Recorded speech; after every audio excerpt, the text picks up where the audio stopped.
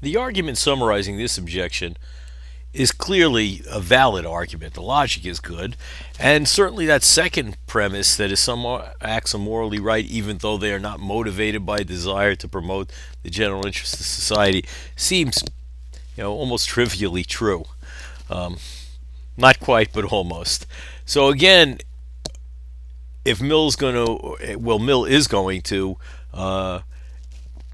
deny that this is a good argument, that it's a good objection to his theory. So he's going to deny the first premise, that is, that act utilitarianism actually implies that an act is morally right only if it's motivated by desire to promote the general interest of society. And Mill's response in general is that the objection confuses, and this is a quote from him, the rule of action with the motive of it. It's the business of ethics, he says, to tell us what are our duties, or by what tests we may know them, but no system of ethics requires that the sole motive of all we shall do shall be a feeling of duty. The idea being that Mill does not think that any system of ethics requires something as crazy as this. In other words, the second premise is definitely true, but that is, your only motive doesn't have to be some feeling of duty. It's interesting he says that, and we have not discussed Kant yet.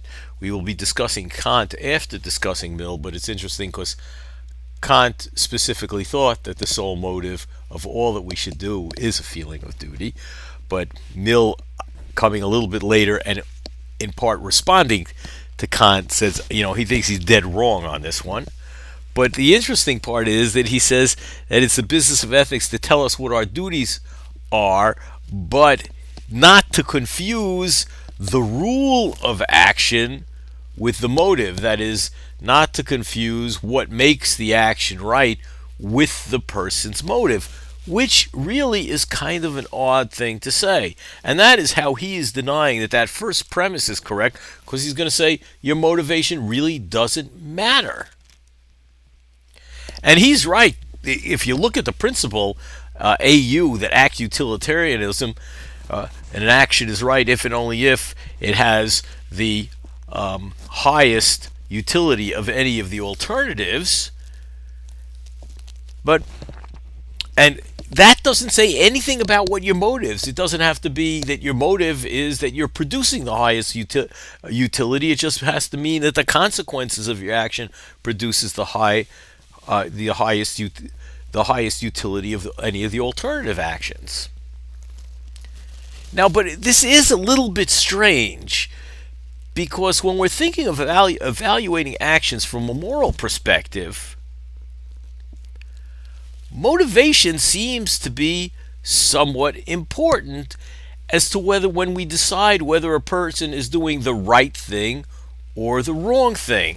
I mean, just think in general, if you think about a person giving charity solely for the purpose of getting a tax deduction, I mean, the action had some good consequences. That is, it helped out. It was for a charitable cause. It helped out some needy people. However, if the only reason he's doing it is to get the tax deduction, or maybe to get a better, build up his reputation as a great philanthropist, the person hasn't done anything right. Let's consider an example about how bizarre this kind of consequence is for utilitarians. Suppose an assassin is trying to murder a popular political leader. As I'm doing this video, it's not too long after the government was supposed to have released all of the information that they had on the Kennedy assassination. Think about that one.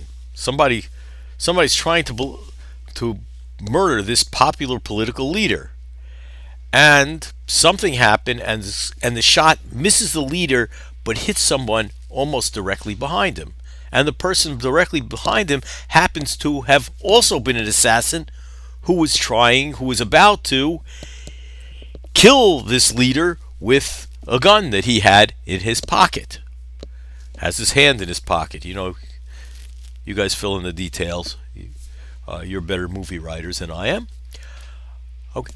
Well, in that case, according to act utilitarianism, the original assassin was really doing something right, because he ended up taking the other assassin out, saving the political leader's life. But his motivation was such that what he was doing was absolutely wrong. So it's at least at a bare minimum, a very strange consequence of Mill's version of utilitarianism that assassin's action was morally right, even though his motive was to do something absolutely wrong. But we see that this is exactly the kind of consequence that Mill's going to say, well, I accept that. The guy's action turned out to be the best action. However, Mill's going to say that in judging his character, then we would consider the motive. That is, because his intentions, we wouldn't give him any credit for this because his intention was not to do this. Nonetheless, it is a bit of a strange consequence of Mill's version of utilitarianism.